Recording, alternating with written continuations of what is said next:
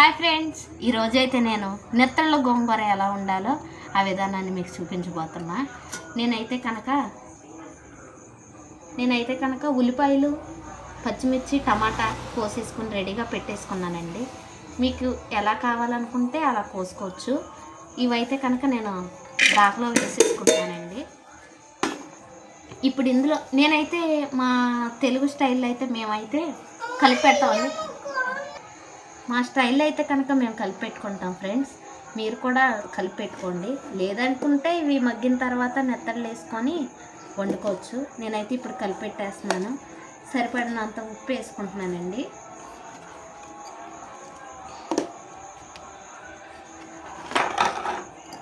కొంచెం కారం అయితే వేసేసుకుంటున్నాం. మా ఇంట్లో మేము కారం ఎక్కువ తింటామండి. మాకు కారం లేకపోతే కనుక అసలు నచ్చదు. మీరు తగ్గించుకోవాలి అనుకుంటే తగ్గించేసుకోండి. కొంచెం ఆయిల్ అయితే పోసేసుకుంటున్నాను ఫ్రెండ్స్. కారం అయితే వేసేసుకున్నాను ఫ్రెండ్స్. ఇప్పుడైతే ఆయిల్ పోసుకుంటున్నాను. ఆయిల్ కూడా కూరలో ఎక్కువ ఉంటేనే బాగుంటుందండి. ఆయిల్ ఎక్కువ వాడను, నేనైతే ఆయిల్ ఎక్కువ వాడతాను. ఓకే ఫ్రెండ్స్, ఇప్పుడు వాటర్ దీన్నంతా కలిపేసుకుంటాను ఫ్రెండ్స్. నెత్తళ్ళు అయితే నేను శుభ్రంగా కడుక్కున్నాను ఫ్రెండ్స్. చక్క మనం కోసుకునేటప్పుడు చూసుకోండి కొంచెం, ఎందుకంటే వీటికి పులుసు అయితే ఉంటుంది. నేనైతే చాలా శుభ్రంగా కడిగి పెట్టుకున్నాను. మీరు కూడా కడిగి నానబెట్టుకొని ఆ పులుసు తీసేసుకొని చక్కగా ఇందులో వేసేసుకోండి ఫ్రెండ్స్. ఇప్పుడు నేనైతే వీటిని కలిపేస్తున్నాను ఫ్రెండ్స్.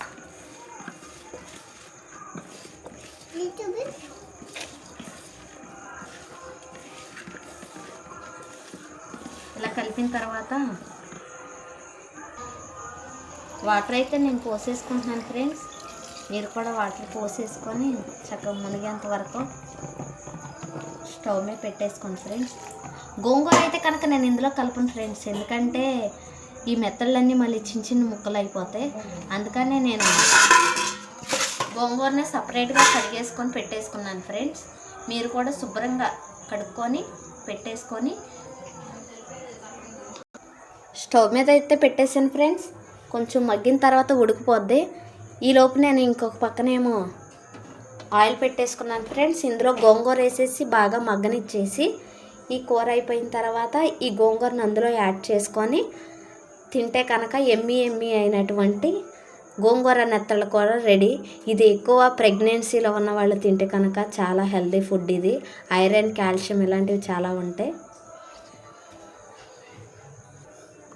ఇవి ప్రెగ్నెన్సీ వాళ్ళు బాగా తింటే చాలా మంచిది. ఇలాంటివి ప్రెగ్నెన్సీ వాళ్ళకు పెడితే ఐరన్ చాలా బాగా పడుద్ది.